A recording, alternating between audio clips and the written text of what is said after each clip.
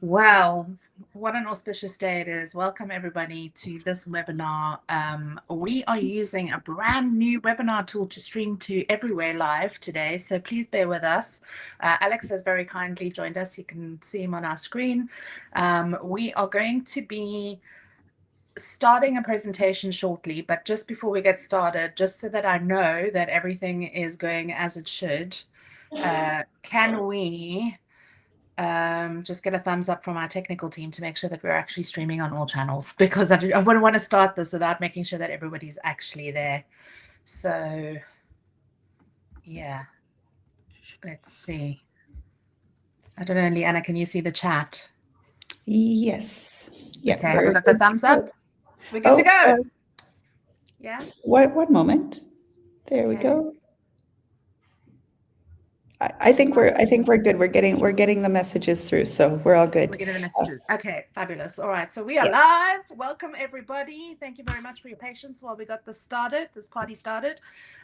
Joining us today is Alex Springer, who you can see on the screen, and as well, Leanna Klein, who heads up our Converge agency. Sorry, that you'll see our branding's a little bit different. If you've been on any of our webinars before, normally you see it branded as Affiverse, but for some of you that don't know, we rebranded and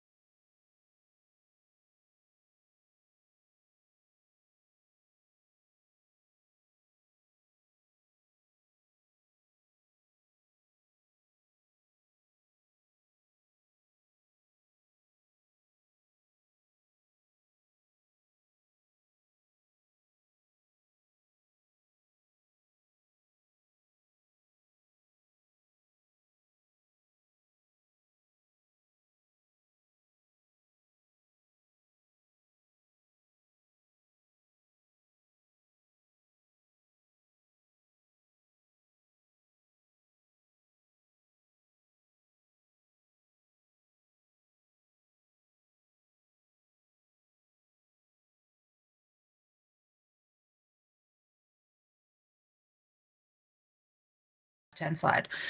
So Leanna will be checking all of those questions coming in and interjecting and hopefully getting you the answers that you guys need. But yeah, so today we're talking about this old journey of search that is kind of being disrupted in a very big way. And we really want Alex to come in and actually explain it, because it is confusing. It is concerning, especially in terms of what your current tracking setup is, what you should be thinking about in terms of methodologies for the future. And nobody really has the definitive answer to everything yet, because we're currently building the plane and flying it at the same time. So I guess the best place to start, and what I really want to know, so the questions that I'm going to be asking to lead this conversation is, why is last click broken? Like, why? I mean, we know that content is a big part of what we do here in affiliate and performance marketing. Tracking only gets us so far with, you know, the systems and the technologies that we have in place. But why is open attribution now such a hot topic in terms of understanding how we can append and apportion value through the entire stage of the customer awareness and journey funnel to sale? Going straight start at the beginning, basically. Yeah. Definitely. Well, so why don't we, I'll give the really quick intro into like what open attribution specifically is focusing on, and then dive into that question, because I think that probably like answering that takes up the rest of our time in various ways. So just quickly thinking about like what are we trying to do, right? Forgetting the last click for a minute, forgetting the dangers specific to the affiliate industry. I think more broadly, I personally believe, and I think this is fairly non-contentious, that like content owners should be remunerated for their work, right? They should be paid for the stuff that they're making, and that they have the right to have visibility into how their work is used, how it's being quoted, how it's being represented, right? That right now, neither of those things are happening, and that's a fundamental issue. And it's not like a new issue, right? Like that, those two, not paying people for their work and then not showing them how they're being, or misquoting them, or showing them how they're being quoted, right? Those two things are varying shades of illegal for a reason, right? It's not a new concept. So the question then becomes, how do we fix that? And like, what does good look like when we've got it done? And so open attribution is not going to solve all of these by itself by any means, right? But we're taking a big step towards some of them. But the idea is we really get in on this idea of transparency. So content owners know. And are you talking about tracking transparency, like understanding where that customer came from, what channels they went through, how to apportion? Because this is about commercials, right? It is, yeah. And that transparency into what the customer does next and after they read something, right? That's the huge, like that's how we commercialize it. But even knowing how the content's being used in the first place. We'll talk about like the content marketplaces and the kind of pay-per-crawl solutions and these things that are trying to build a market around this. I think they all have this very fundamental issue they have to answer, which is, what is the value of a scrape? Like, what do we charge, right? And transparency into what happens next. Does a customer go buy something? Like, what is that value? That's a good wedge into that to start to try to back it out to what is it worth? But even more broadly, did this influence the user to do something, right? Correct. And that's kind of what we need to know.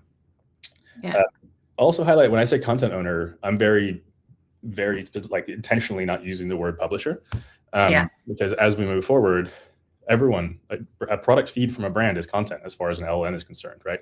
So a brand needs to be thinking about asking for transparency and how their content, how their products are being represented, as much as the publisher does for the articles they're writing, the reviews that they're writing. And so we're focused on that transparency and usage, auditability, so we can understand, is this being accurately reproduced, right? If you're a news organization, like if, and you saw this during the CMA consultation from a couple of the publishers there, saying like, I was quoted almost perfectly, except the conclusion that ChatGPT said I came to in my article was completely wrong. Like, they misquoted the fundamental core of the article, and there's no recourse to that right now, right? And we need to have the transparency and the auditability in order to start taking action against that.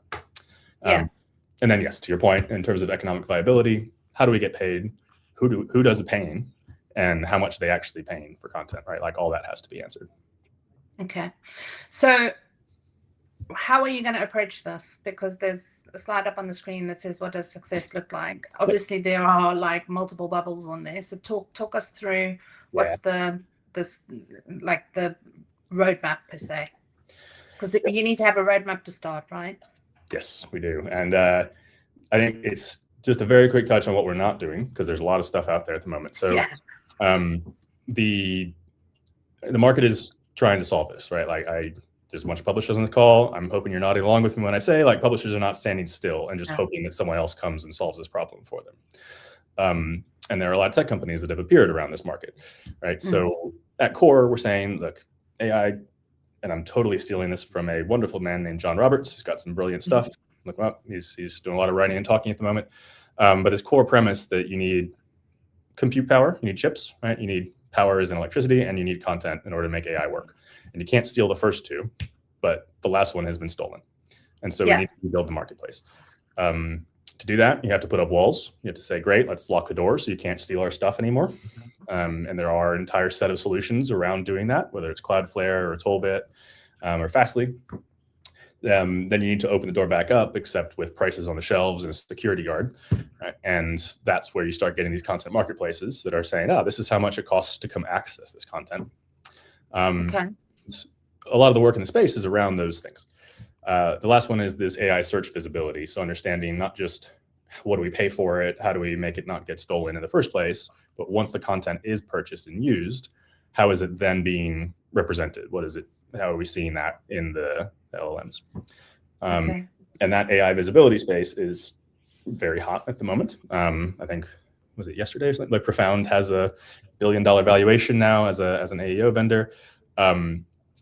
It's very probabilistic. It's focused on it, like we're kind of guessing what queries that we think our potential customers are asking. And it's very useful from an indicative perspective. But if you think, like, if EE shows up and says, oh, this referring click came from ChatGPT, maybe someone said, what's the best broadband provider in the UK? Someone could have just said, what are companies that start with E, right? Like, we don't.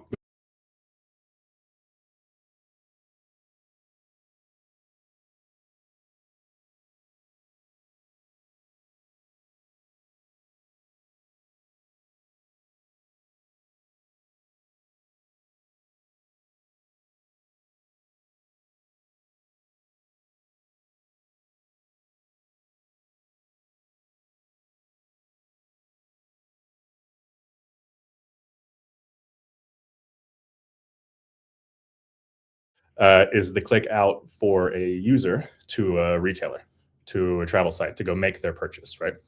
And so the core question is, can we take all of the content that was cited inside of the chat, and can we somehow attach it to that click out so that a tracking platform or the merchant themselves or the website owner can recognize what actually contributed towards that customer clicking out to their site in a deterministic way.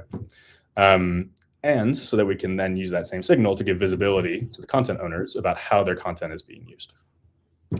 There's a lot that goes into actually making that happen, not least of which is convincing platforms to do it. But the standard itself is there, the draft of it and the first versions are live. I encourage people to go to openattribution.org, go to the GitHub repositories, take a look. And that's where we're starting. In terms of the immediate term roadmap, that question of how do we get it implemented was the most difficult part, right? And thankfully, there's now a thing called a commerce protocol. So both Google and OpenAI have put out various protocols in collaboration with Shopify and Stripe that are either the agentic commerce protocol or the universal commerce protocol, either ACP or UCP. And okay, there's a lot of, hold on, I need to slow you down because I know this is like your first language, but to all of us, it's like, what are you talking about?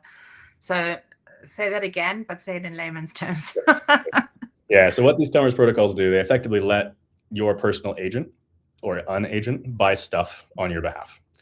Okay, yeah. So Gemini can now buy things from Target on the user's behalf and send the order to Target to fulfill, but the user interacts entirely with Gemini, right? Or you're chatting with your ChatGPT instance and you say, great, I'm running short of kitchen roll. And through these protocols, it can go purchase whatever it needs, have Argus ship it right to your house, right? And so those commerce protocols become the transaction point rather than on the retailer site. So I know a big question that I've had asked of me, and you're a little bit more in tune with all of this stuff and how tech develops. Do you think that websites are still going to be required in 5 years' time? Yes. Okay, why? Yep. So there's a couple of things. I think one is like there are purchases on the commodity side that I don't feel a need to ever go look at a screen full of potential kitchen roll options ever again, right? Yeah, like true. that's fine. That can just show Serves up. its purpose. It's done. Yeah. Remember like the old the Amazon button that you used they were trying to push that you could just, when you ran out of loo roll, you press the thing and don't think about it. Yeah. It goes up. Yeah. So that'll be interesting how that model adjusts, but that's been happening for years, right? That kind of aggregated commodity setup. The more considered purchases are the ones that are always quoted as like people aren't going to go want to buy a Vera Wang bags without being able to really interact, right? And like those high consideration, high cost purchases. Yeah. And also, if you think about like tech and like really complex, so very expensive things, but also things that you want to have like really good reviews on, and you want to go and research before you buy. And I'm thinking about my hand warmers that I bought to go and stand on the rugby field with my kid in the winter. But like I did about 1 million YouTube videos, asked ChatGPT to do a comparison for me, then went on to, and I know James Little's going to love this, Top Cashback, got me a bonus code, and then bought, and then ordered it on Amazon with a coupon voucher. So, whatever, the whole journey or whatever was just like, it wasn't quick. I didn't just ask ChatGPT, tell me the best hand warmers and check out. So I think that's a really good way of explaining that while we need to be aware of what's going on here, we don't need to go and change our entire model because this is the new thing. Because I've seen a lot of people adopt AI and do it wrong and then have to roll back and go back and rebuild their processes and their systems. So I just want to kind of like allay people's fears, because there's like hype, right? There's a lot of hype around this. But what we're trying to do is put protocols in place and understand that, there's going to be an evolution of what happens here. Yeah. Okay. Definitely. So like if we think as the fundamental change that's happening underneath all of this is like the information access pattern, which I know sounds kind of vague, but like what you just described is you opening a browser, and it's what we've done for ever. Eons, eons, lifetimes even. You went out. Well, you went out to go find the information, right? And that was like you directed your browser, you actively chose to go places, you did searches, you clicked on things, and you kind of aggregated that yourself on your side. ChatGPT is already not going to just live in this one little chat app, right? Like Gemini is going to be in Chrome natively very soon. If you have an Android phone, it's already basically there. And it is now bringing you all that information. It's digesting it on your behalf ahead of time and then presenting it to you. So those YouTube videos you watched, right? Those reviews that you read, even the cashback, right? The codes that you're getting, like all of that will still kind of feel like you're going and browsing this information, right? But it's just now coming through this layer that like knows more about you, knows what you want, and is bringing you this information. Yeah. So in that environment, the question becomes not just how do you influence a customer? It's also like, how do you, right? I want to influence you. I write a good review about your hand warmers. I now have to find a way to not just have a good review about the hand warmers, but also convince the LLM that my review is worth regurgitating to you, right? And that's like, now there's this multi-layer influence thing that's a pain. Well, that's also why I think we're seeing a lot of publishers get really serious about the content that they create. It's no longer surface level, here's product A, product B, and this is the differences between the two. They're starting to have to get really, really clever about the value add that they're bringing to the consumer and how that content is going to be picked up through the LLM. So do you think that this is actually going to, I mean, by way of evolution, do you think that this is actually going to like cull out that tsunami of crap content that's come onto the internet in the last 18 months? And actually, we're going to get more considered about the experience that we give to consumers when they're purchasing. Yeah, for sure. Which then does open up the question of how do we value that content? How do we pay for that placement? Yes, and that's right. It's the question of like, is the value of the content is influence? Is it influencing customers? Is it influencing a customer's personal agent that they've chosen, right? And what does that mean? it's funny. Some of when you kind of try to put your thumb on the scale and put in a bunch of maybe incorrect or biased information into an LLM data set, right? That is not occasionally referred to as poisoning the data set, right? Which is a thing to bear in mind. Like people who are trying to build models that give balanced answers and this sort of thing are also actively trying to make sure that they're grabbing unbiased sources of information. It's why like Wikipedia, in addition to it being open, right, so highly valued for model builders, because it has a very standardized approach and it's unbiased. So here's another thing then for affiliate managers that are tuning in, and I do want to encourage you to ask your questions in the chat if you're here with us live. Do we now need to have a process in place to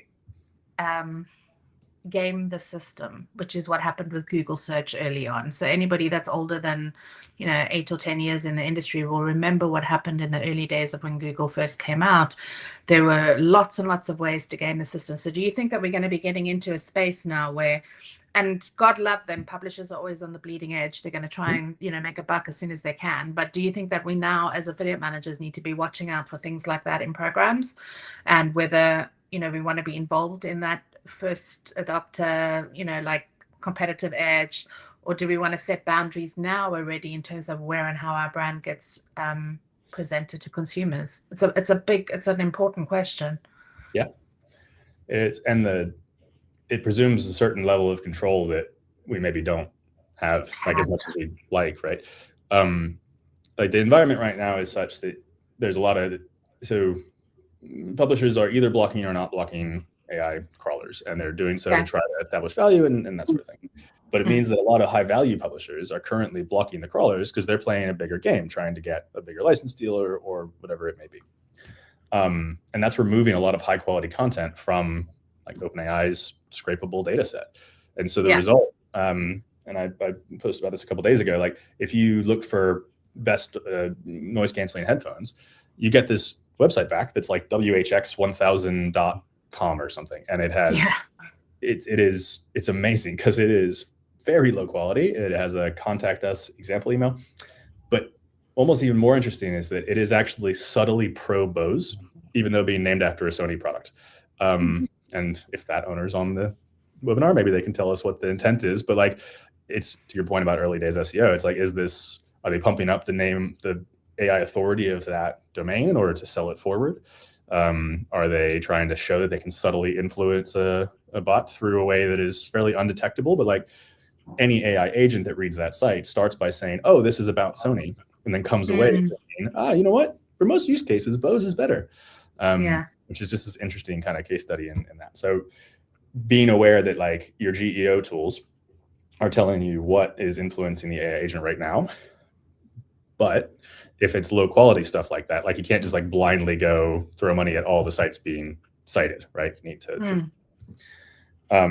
the other thing to look out for is the kind of content aggregators that are not respecting things like scraping rules. So there are sites that are just effectively stealing content that has said, OpenAI can't scrape me, but this other site will have taken that, aggregated it, and then pointed it basically directly at OpenAI and said, oh, well, you can't get it over there, but you can get this information here. And so those are two really kind of key things to watch out for.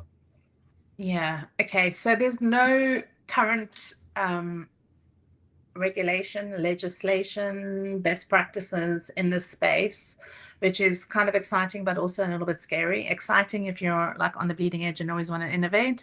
A little bit scary if you have a compliance team that's going, whoa, how do we control all of this with our brand, with our, content streams and everything else? So there's a lot of panic right now. So I want to kind of alleviate that and go back to what openattribution.org is and why you started it.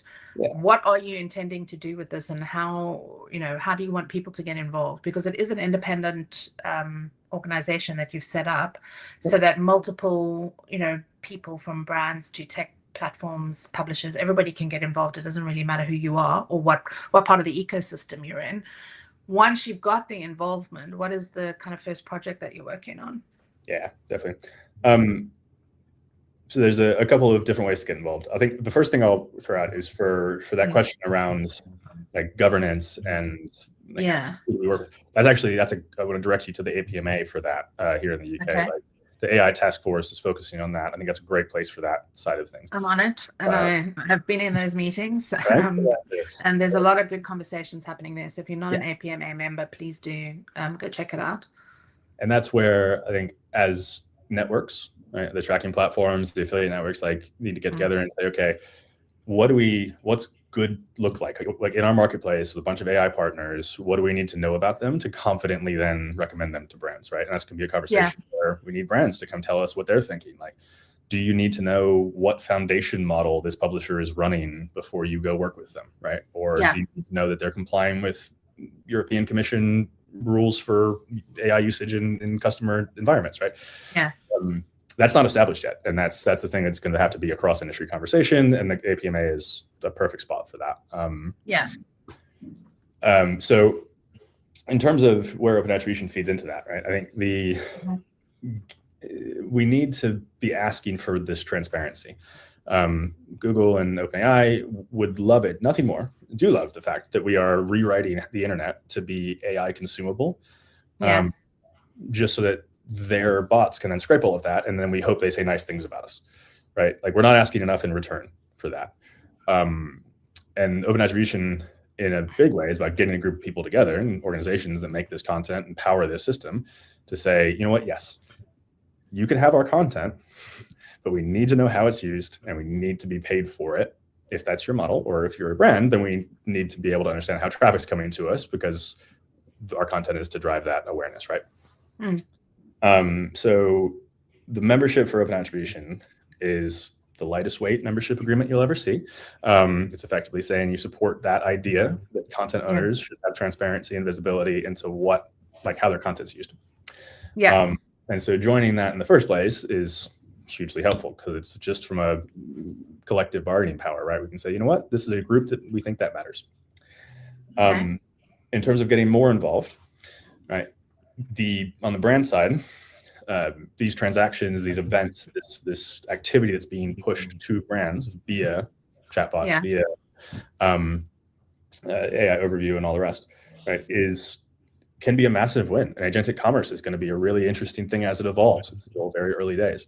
So simply in the conversations that you're having with OpenAI, with Google, right, as you're thinking about implementing these commerce protocols, it's that request of, this is great. If we're going to fund this, if we're going to put ad dollars behind it, if we're going to put affiliate commissions, we have to know what we're paying for. And we need simple visibility and simple transparency, and open attribution is providing a template for how that can be done, right? And this isn't a dictatorship, and that's why you're asking for everybody to come in, because everybody needs to be feeding into what this new best practice is going to be and how it's going to be structured. Yeah, exactly. And it's intentionally very simple at its core. Right, the signals that come out are little more than a list of URLs. Right, and there are some kind of extensions that can be done to send a little more information out, but we want to keep it very simple, and being able to say to measurement platforms like, come join the initiative, take a look at the code, take a look at the signals. I want to know if it's enough, or if it's too much, or if it's too little, right? Like, if you had this information, could we build a marketplace? Could we build a market around our content again? I have an opinion on that. That's what I've put down. What is it? But well, you can't say you have an opinion and not share it. But I mean, well, I guess that's the thing, is the opinion in there is kind of codified in the work at the moment, right? But I want everyone else's. Like, I need the industry to come around. And the good news is we're getting there, right? Like, we have true cross-network collaboration. It's taken a little while because paperwork does, but I think I'm excited to be able to launch in the next couple of weeks, like the formal initial steering committee and membership that will include the majority of the big networks and a good number of publishers. And that's quite a big deal, Alex. I know you're kind of glossing over it, but somebody who's been in the industry for almost 25 years, never in the 20 years that the industry has been going, has there been that level of transparency where everybody jumps. Like, this is the first time in the history of the internet where everybody has come together and gone, yeah, we need to deal with this. It's not just your problem or my problem. We're all going to be experiencing this problem, and it's like a sign of maturity for the industry as well, I think. Yeah. So, I mean, after the last 10 years in it, right, I'm really excited to be having these kind of cross aisle conversations. Like, it's super interesting. Which is going to lead to more transparency, because finally we'll be able to share because it's a common problem. Whereas normally there's been problems in the industry, but they're only your problem when they're your problem. They're not everybody's problem. Do you know what I mean? So I'm really excited about this bit to see how, how the organization takes that bit forward. Yeah. We do have a question in the chat here about LLMs and using social media content to provide responses. So Dominic is looking for what considerations are there for influencers and content creators around this. So this is one of those where if anyone watches this recording in like 2 weeks, I'm sure my answer will be out of date. It depends a little on what relationship is currently being brokered between the big platforms. Right, whether like Reddit is having its day in the sun across Google results, right, and then like had a blip in its contract negotiations and suddenly was not influencing AI platforms for a bit. Now it's back, right? When Meta decides to finally broker a deal, if I don't have any insider knowledge, right? If they do decide to broker a deal with OpenAI to funnel like all of Instagram in return for what I can only imagine will be billions into the OpenAI data set, then suddenly it will matter. Like overnight, it will matter. But those negotiations are happening at such a high level that I think the answer is still what it has been for a long time, which is like high quality content across multiple channels, wherever your audience lives. Like the AI scrapers and bots, at least for now, are mimicking human behavior when it comes to trying to prioritize content. Like high quality, easy to read, makes good sense, delivers real value, isn't overly biased. Like those things are still important. Okay. I mean, our own website is a sign of that, because we publish content like that and we are #1. So it works, people. Ooh, that was a good flex. Thank you. That's why I'm here. Just to note for anyone who joined the webinar at the start, there was a little bit of an issue between LinkedIn and the live there. So if you missed anything, because I know the conversation has gotten very interesting at this point, you probably want to go through the whole thing. Don't worry, we will send the webinar out afterwards to everyone as well. Yeah.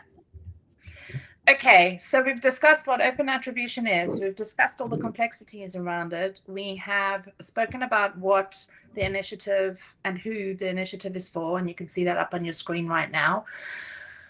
I want you to talk a little bit about what the future looks like. So we're here today, we're having this conversation. You've put the kind of framework together for what openattribution.org is going to be doing, tackling, trying to bring people together.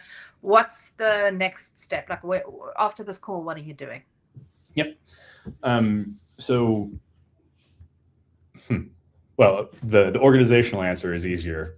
So I'll start there. We can talk about like AI future stuff.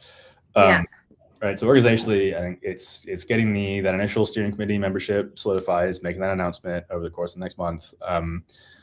We are nominally looking at doing our kind of first roundtable event in London in June. That'll be part of that announcement.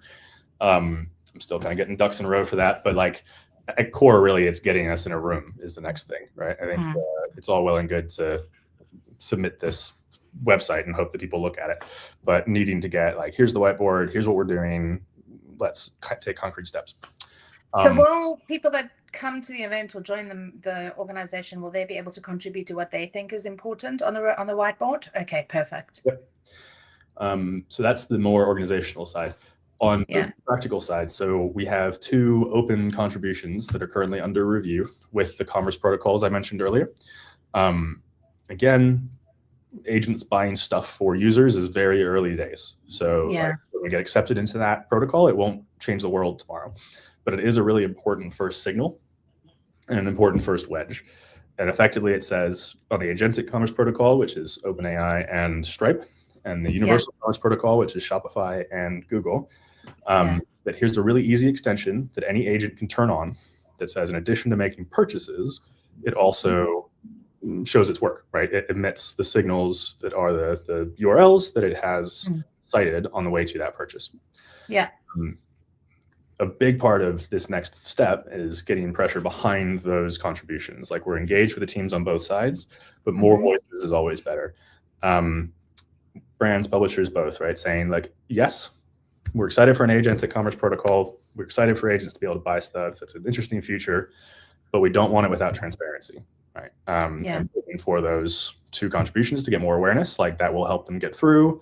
And that's half the battle, right? Then we're implemented. And if that's all open attribution gets done, I'm still counting that as a big win, because we've now got a standard in place where any tracking platform on behalf of any publisher or brand can go capture a signal on the back of a sale event in a standard format and produce reporting and have visibility, right? Like that's great. And it's not just visibility, it's also transparency about who's actually brought you that client. Because up until this point, and it actually leads into a question that Jason's popped in here, so thank you, Jason. Up until this point, this industry has only ever had a finite way of commercializing the activities that publishers do or affiliates do for them, content creators, whoever that referral partner is. So Jason actually asked a good question around that, which is, do you think the commercial model of a CPA will still be relevant in the short and long term? And it's a freaking brilliant question, Jason, so thanks for bringing it forward. What are your thoughts? Because I can give you my thoughts too afterwards.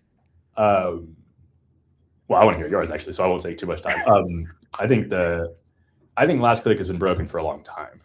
I mean, the amount of ink spilled over that is oceans. This is the opportunity to reframe and to finally get away. Like, if someone asks me, my answer as to what this industry is has changed in the last couple of years. If you ask me now, it's like, and this is going to be from a network perspective, because that's where I'm coming from, but like, what do? We measure the influence that content has on a customer outcome, right? And then we provide brands the ability to pay the content producers for that influence. That word influence has become critical, and it's no longer just lip service, because now we're looking at an environment that is not a linear click path that we pretended was real for a long time, right? Like, you did your research on your hand warmers. If anything, that's like this big graph of interaction. There's no like first, last click, right? You're just like, you're absorbing. There was multiple things that I touched on before I made my $20 purchase. Right. And that sounds bad because it's only $20, but believe me, when you're standing out on a rugby field for hours on end in the rain, you want your hands to be warm and the battery to last. There's a woman named Tori on the executive team over at People that has this great quote around like the AI and I'm going to get this slightly wrong. I apologize, Tori. But right, the AI companies think they know how people buy, but like the affiliate industry, like, we know how people shop, and that's different, because what you just described is how people shop. Right. Very critical difference. Yeah. And I can't like pop open your brain and go, okay, how did you like consider what influenced you? Right. But we can kind of do that now with a LLM, right? And so if you have this customer conversation that's proceeding, and you know all the influences, and you know why this bot thinks it knows what it thinks it knows, right, then we can start to have this new model of influence. I'm very explicitly not trying to advocate for a specific like attribution methodology. I want to get the signals out and then let everyone else debate that, because that's going to and I agree with you. I don't think it can, because every business, every industry type or vertical type will have a different attribution mix, depending on what the shopping journey is, not the buying journey, the shopping journey is. So to go back to Jason's question, I believe that CPA will still be relevant up until the point that last click becomes irrelevant. So if early adopters of paying for influence are the ones that are going to win out. So if you've got the data, you've got the capabilities, and you know exactly what your consumer journey is and how to influence it, that's when you're going to win. It becomes way more complex now. So I hope that answered your question, Jason, but I also think it was a brilliant question. So thanks for putting it in. It is. I would say that's still CPA, right? I think this is the chance to make the A. I would say the A is no longer just last click, though, right? Like, there's a customer outcome that is the acquisition. We want to pay for the influence on that. It's just now a much more nuanced set of information. Now, well, I think are we on the cusp of finally having CPM as a performance model? Only if we get visibility into the actual impressions, right? Like, because if we don't, whether it's open attribution or something else, like if we don't get actual transparency and visibility here, then we cannot do that. and we're just going to end up paying, I don't know, OpenAI, if like, because they're the last click, right? We're not in a zero click world. We're in a click from ChatGPT to everything else. So either last click breaks and we find a new thing, or we end up just making OpenAI richer at the expense of all of our publishers. And I don't think we should do that. Yeah. But then it also does, I mean, my future mind thinks, if we do get to that point, bye-bye paid media, hello performance. So if you're going to specialize in anything, maybe you want to be thinking about moving into the affiliate industry. And I know that's a big, bold claim that I've just made, but that's kind of how my mind thinks. Yeah. I mean, I would, again, I'm using the phrase content owner and content producer, right? Because I think affiliate has had so much baggage attached to it, and partner and all the rest, where like at the end of the day, authentic content that has real meaning is what matters. And again, I take it back to like, we're not just influencing customers, we're now trying to influence the agent to influence customers on our behalf. And like, they're not smart, they don't think, they don't have feet, they don't drink coffee, right? Like they don't know anything. And so we have to get back to this idea of our content is what teaches these agents what they think they know. And we need to find the right patterns to idealistically influence those towards like reality and correctness, not slop.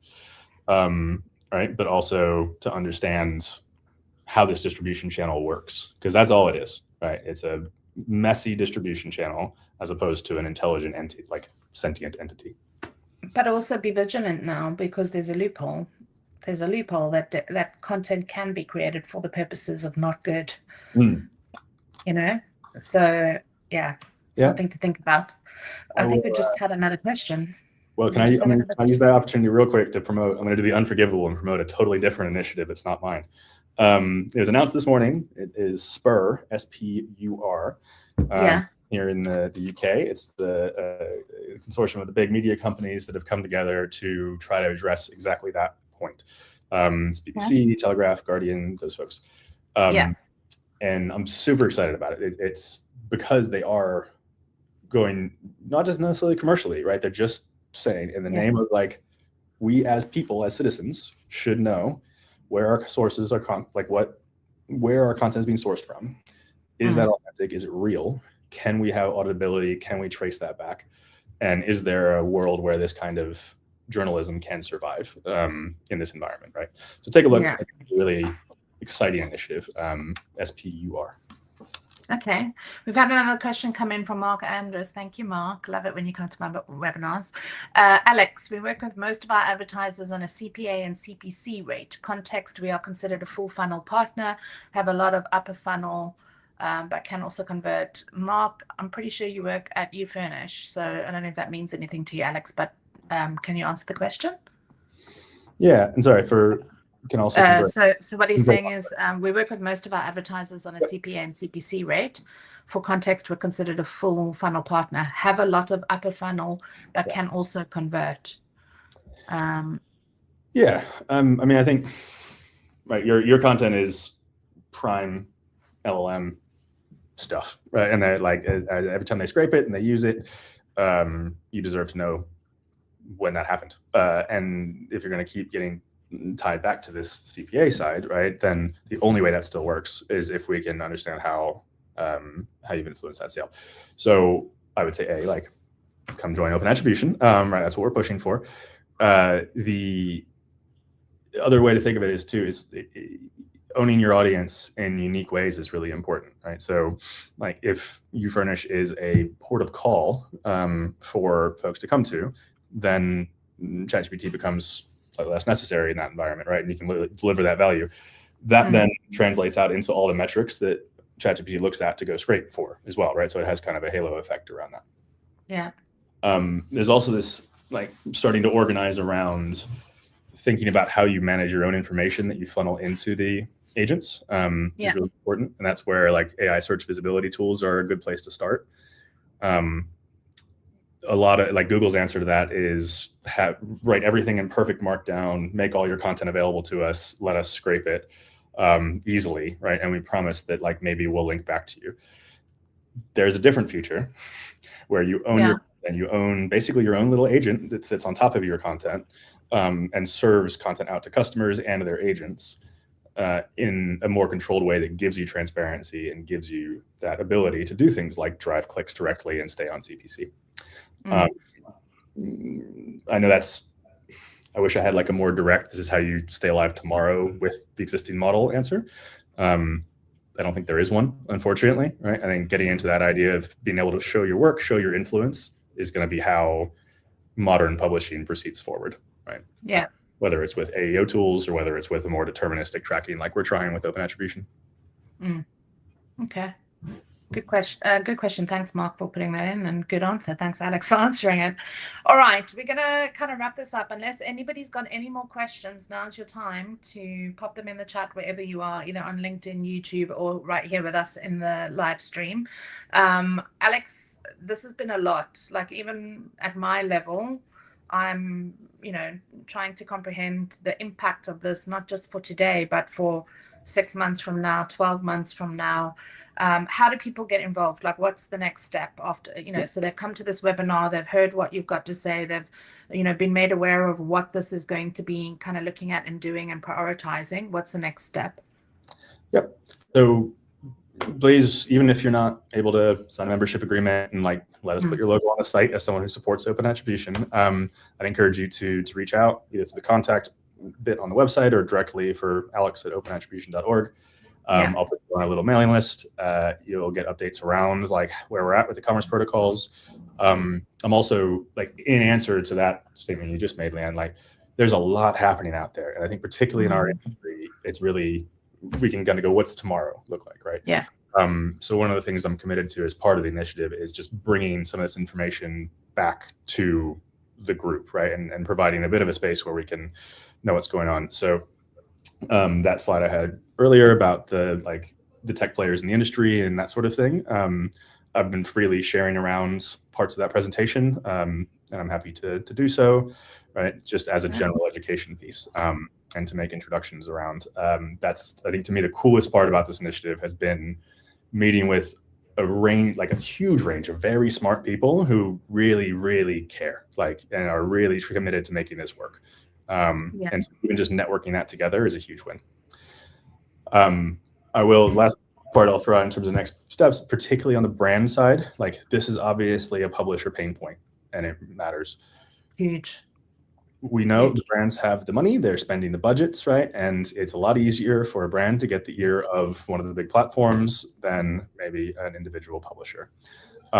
So if you're a brand, if you've got content, if you've got product feeds that are content, and you're trying to think about how do you safely move forward in a transparent way, how do you engage with these platforms in something that is on your terms as a brand, as opposed to only on their terms, would love to have you, right? Like, that support makes all the difference in making this something that is not just collective action from half the industry, and instead is a holistic approach to we want to solve this, here's a solution, let's work together. Okay, so we've got a last question. Lee, you can. Yeah. One last question here, which I think is also very important. When is your roundtable in June? Because I think there's some interest here within the group or on the webinar today. So when it is, or where we can find the information. Yep. LinkedIn, I will be posting about it. I will send it around to anyone who's reached out to me through the website should be getting emails from Open Attribution. If you're not yet, please hit me up again. I've been doing this dance. We'll put it on our events directory as well. So as soon as you know the dates and the times, we'll just pop it onto Upperverse events directory, and that gets emailed out every Thursday into your newsletter. So if you haven't signed up to our newsletter yet, do that, because you will be told when events are happening. Simple as. That's it. Cool. I will be very loud about it once we get it scheduled, and it should be in a few weeks. All right, guys. So I don't see any more questions coming in, but obviously we will be sending out this replay. Thank you all for joining us. We've had an amazing turnout, lots of really good questions. We have really enjoyed doing this webinar with you, Alex, and understanding a little bit more. I'm certainly going to go and do a lot more research. We have already signed up to Open Attribution as a company and an agency as well. I think I was one of the first people that signed up, actually. The minute you had that link live, I was there. Yes. I appreciate that. So yeah, it's a really, really good initiative. We wish you all the best with it. You know, it's not easy to lead a lot of people on a subject matter that's as contentious and complex as this. So kudos to you for doing it. And to everybody tuning in, thank you so much for being kind and generous with your time, and for you know, helping us test out this great new webinar platform that we've implemented. A couple of little tweaks at the beginning, but I think we did all right. So thank you to my team as well for joining us, and Leanna for moderating and hosting, because I was kind of sitting on this end just looking at the screen. But yeah, it's been a pleasure to have you on, Alex, and all the best with Open Attribution. And thank you so much for coming onto our webinar today and talking to our universe of practitioners that join us once a month. So yeah, see you all soon, guys, and watch out for the replay, and get in touch with Open Attribution if you need to, and you want to get involved. I think that's pretty much it for the day. I think yeah, just if you need help, contact us. This is what we do, this is how we do it. We like to live on the bleeding edge, as you can tell, and look forward to seeing you all at the next live event that we're at. So thank you so much, everybody, for joining us, and we hope you have a wonderful week ahead. Thank you. Thanks, guys.